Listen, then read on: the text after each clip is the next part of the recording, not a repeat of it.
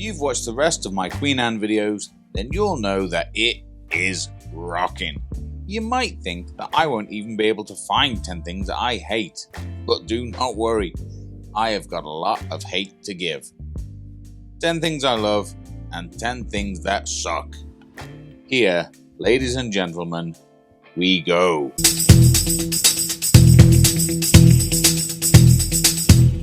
I hate Queen Anne's not Cunard embarkation.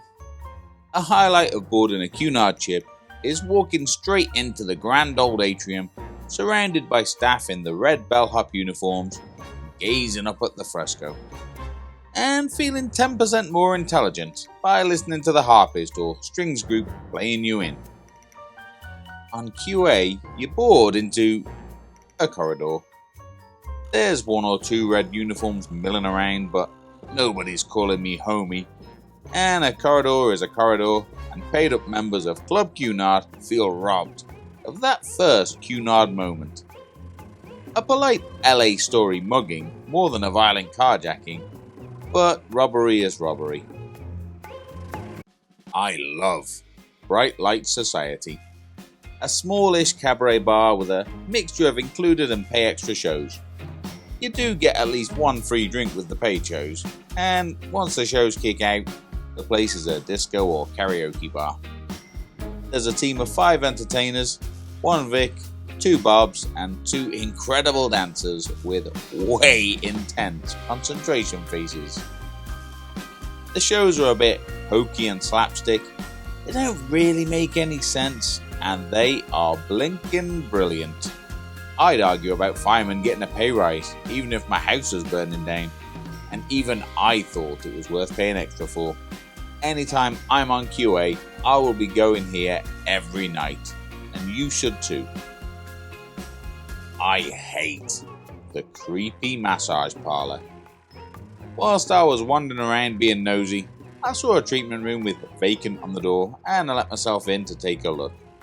The spa girl in there shrieked like a banshee because it was not vacant, and I jumped out of my skin.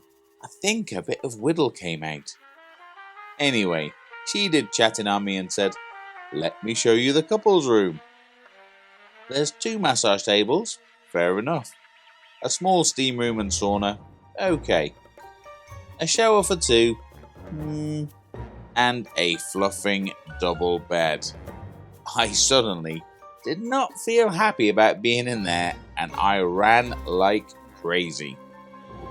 I love the Furniture Village stairwells. Well, the whole Barrett Homes new build decor, actually. It's still a bit Art Deco, but glitzy Art Deco, not Titanic Art Deco. Don't get me wrong, I'm all in on the dark wood and brass on the rest of the Cunard fleet. But a bit of fabric wallpaper and some John Lewis cushions hits the spot now and then too.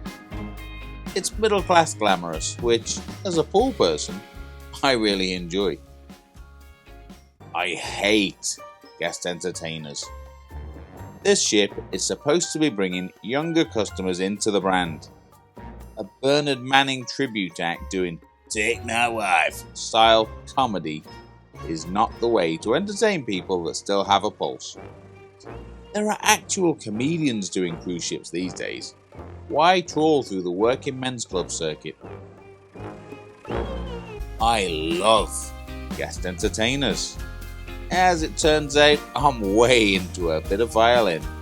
Probably because I'm always feeling sorry for myself. I've never thought that one man on stage is better than an ensemble before, and by golly, I bet I never will again.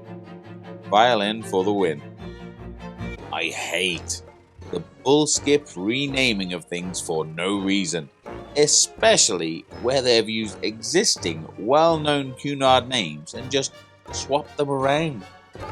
That's even more stupid than Branson calling stuff random ship for the sake of it. This is not Corinthia Lounge, it's Sir Samuel's. This is not Sir Samuel's, it's the Veranda. This is not a library. Oh, well, fine, that one's okay, but you get my point. I love the open-minded statues. I mean, you know what this is, right? I hate hyacinths.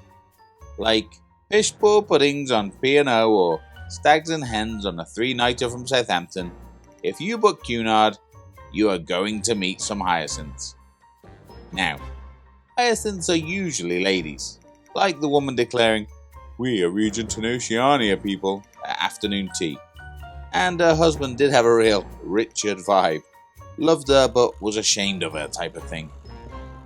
On QA, I was also accosted by a male hyacinth who blamed me for Fleetwood Mac being in a show called Songs of London. If you've been on Cunard and you've never met a hyacinth, well, guess what? I love Adjoa. If you book QA, book Adjoa. I don't know anything about Japanese food, so I asked the waiter to pick me whatever was best. And I know that probably means he just told the chef to give me whatever needed using up. But it was by a stretch the best meal I had on board. Have the whiskey bar, and don't forget to eat the nettle leaf looking things. They are not just garnish. I hate seeing a queue at the purser's desk. You know what they are doing. I know what they are doing. Peasants. I love this Ghostbuster. No matter what time of day or night I strolled through Artisan, there he was. He was always smiling, he always waved and said hello, and you know what? I did not see a single ghost all the time I was on board. Keep up the good work. I hate that Tramonto, the Italian specialty dining venue, doesn't serve tiramisu. Imagine that.